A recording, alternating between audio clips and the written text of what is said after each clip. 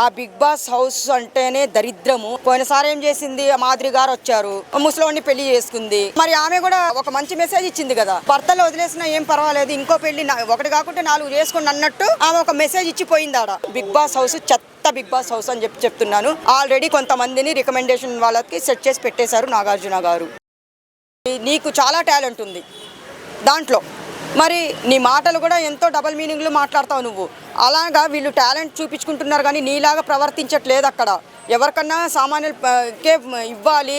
Instagram, Facebook, YouTube అన్నిట్లో famous అయిన వాళ్ళే కదా వస్తున్నారు. మరి అలాంటి వాళ్ళకి ఎందుకు ఇవ్వట్లేదు వీళ్ళు?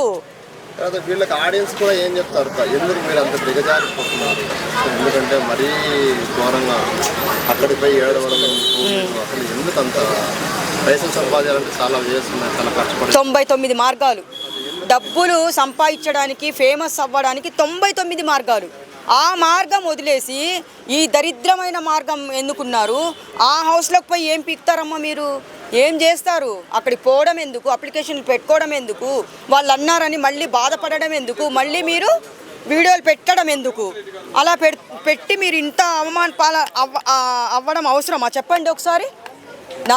నేను నెలకు ముందే చెప్పాను, ఆ బిగ్ బాస్ హౌస్ అంటేనే దరిద్రము. అక్కడికి వెళ్ళిన వాళ్ళు, పోయినసారి ఏం చేసింది, మాదిరి గారు వచ్చారు, ముసలోడిని పెళ్లి చేసుకుంది.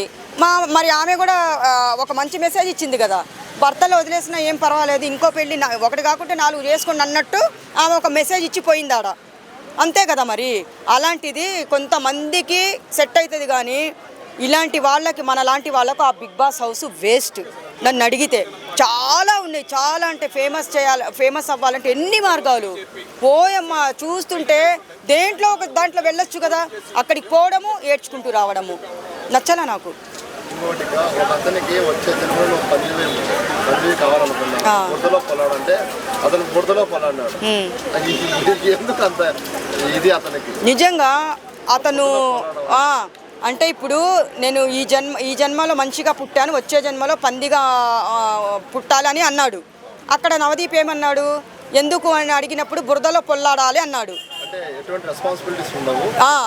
ఏమి ఉండవు అని చెప్పేసి, ఒక జంతువు కాబట్టి అది బురదలోనే పొల్లాడతాయి అవి.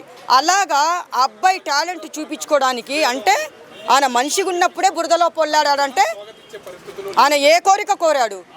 నెక్స్ట్ జన్మలో ఏమి ఉండవు, ఏ కష్టాలు ఉండవు, ఉంటే తింటాం లేకపోతే లేదు, ఈ బాధలే అనవసరము, బురదలో పొల్లాడచ్చు అనే విధంగా, అందుకే వచ్చే జన్మలో పందిలా పుట్టాలని చెప్పేసి ఆ అబ్బాయి అన్నాడు. మరి రియల్గానే పొల్లాడాడుగా. మరి ఆ బురద ఎక్కడి నుంచి తెచ్చేశారో మరి తెలీదు కానీ బాగా పొల్లాడాడయ్యా, మామూలుగా కాదు, చాలా బాగా. నాకు నవ్వు వచ్చింది ఆ వీడియో చూసి తెలుసా, మామూలుగా నవ్వు రాలేదు. ఓయమ్మో, ఇంకా జన్మ ఉండదురా నాయన, నువ్వు పొల్లాడడానికి ఇదే లాస్ట్ జన్మలు, మనకి కలియుగం ఇదే లాస్ట్, మళ్ళీ జన్మలంటూ ఉండవు. నువ్వు బురదలో పొల్లాడాలంటే చాలా ఉన్నాయి, అక్కడెక్కడన్నా పొల్లాడు, ఇప్పుడే పొల్లాడు. అప్పుడు ఎందుకు, మళ్ళీ పుడతామో లేదో తెలియదు. ఆ మనం సచ్చే ముందే అన్నీ బురదలో కాదు, నీళ్ళల్లో కాదు, ఎక్కడైనా పొల్లాడండి మీ ఇష్టం వచ్చినట్టు. మళ్ళీ జన్మ అంటూ ఇంకా లేదు, దేవుడికి సాలైపోయింది. ఇంకా పుట్టించాడు మనల్ని. ఈ పాపాలు మొయ్యలేక సస్తున్నాం భూమి మీద, చాలు ఇంతవరకు ఫినిష్. కానీ